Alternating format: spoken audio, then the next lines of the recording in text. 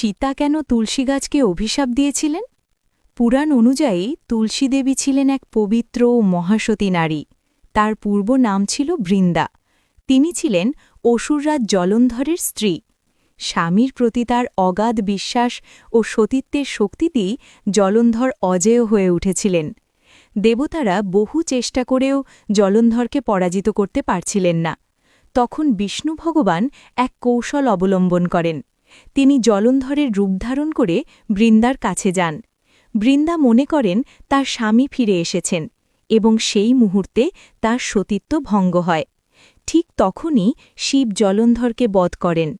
যখন বৃন্দা সত্য জানতে পারেন, তিনি গভীর দুঃখ ও ক্রোধে ভেঙে পড়েন। তিনি বুঝতে পারেন এই প্রতারণার মূল কারণ স্বয়ং ভগবান বিষ্ণু। কষ্টে ও অভিমানে বৃন্দা বিষ্ণুকে অভিশাপ দেন, আপনিও পাথরের মতো হয়ে যান। এই অভিশাপেই বিষ্ণু শালগ্রাম শিলারূপে পরিণত হন। অন্যদিকে দেবী পার্বতী বৃন্দার দুঃখে কাতর হয়ে তাকে আশীর্বাদ দেন। বৃন্দা তখন তুলসী গাছরূপে পৃথিবীতে জন্ম নেন, পবিত্রতা ও ভক্তির প্রতীক হিসেবে। তবে সীতামাতা, যিনি লক্ষ্মীর অবতার, রামায়ণকালে বনবাসে থাকার সময় একদিন তুলসী গাছকে বলেন, তুমি প্রতারণার সাক্ষী হয়েছিলে, তাই আমার জীবনে দুঃখ নেমে এসেছিল।